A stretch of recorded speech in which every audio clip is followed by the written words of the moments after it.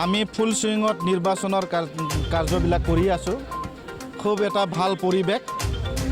এতিয়া পৰিৱেশবিলাক লাহে লাহে UPPL পক্ষত আহিছে। ৰাইজ মাজবাট সমষ্টিত পৰিৱৰ্তন বিচাৰিছে। যোৱা 20টা বছৰ ইয়াত BPF শাসন কৰিছিলে। BPFৰ দখলত আছিল। ৰাইজে এতিয়া UPPLক বিচাৰিছে।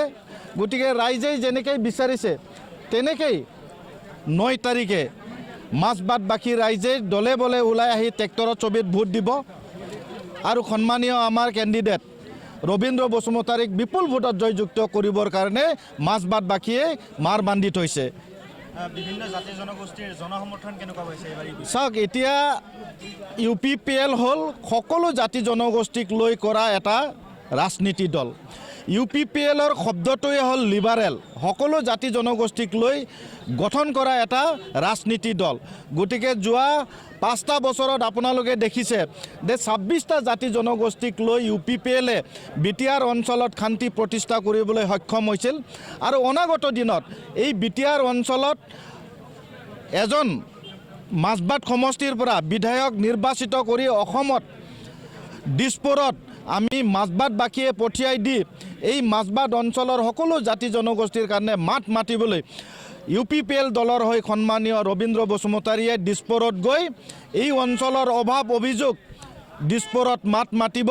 গতিকে ৰাইজ সাজু হৈছে আৰু সন্মানীয় এই অঞ্চলত সকলো জাতি জনগোষ্ঠীয়ে যে এইবাৰ UPPLৰ পক্ষত আছে সেয়া নিশ্চিত হৈছে। কালি ঝাৰখণ্ডৰ মুখ্যমন্ত্ৰী হেমন্ত সোৰেন মাজবাটত আহিছিলে, যথেষ্ট চিন্তিত দেখা গৈছে চৰণবোৰক।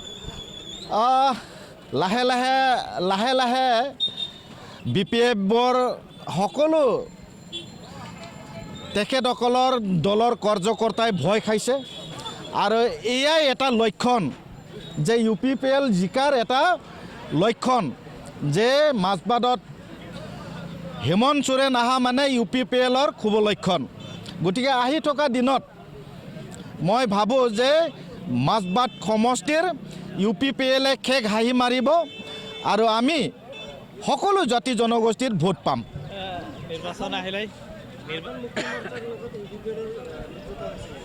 চাওক, আমাৰ UPPL দল অকলে কৰিছে, কোনো দলৰ লগত UPPL দল মিত্ৰতা নাই। UPPLে অকলে খেলিছে। গতিকে এই অঞ্চলত সকলো জাতি জনগোষ্ঠীয়ে UPPLক বাছনি কৰিছে। ইয়াত BPFও আছে, কংগ্ৰেছ আছে আৰু ইয়াত জয় ভাৰত আছে আৰু VPI আছে। গতিকে UPPL দল হ'ল ইয়াত শক্তিশালী এটা ৰাজনীতি দল। আমি মাইনৰিটিৰ ভোটো পাম, বড়ো ভোট পাম, আদিবাসীৰ ভোট পাম, আমি গোৰ্খাৰো ভোট পাম, বেংগলী ভোট পাম, আমি আৰু এছামিজ সম্প্ৰদায়ৰ ৰাজবংশী সম্প্ৰদায়ৰো ভোট পাম। গতিকে খেগ হাঁহি মাৰিব UPPL। অভাৰ কনফিডেন্স হৈ থাকিব দিয়ক তেখেতসকলক। গতিকে অভাৰ কনফিডেন্স হৈ থাকিলে আমাৰ কাৰণে ভাল।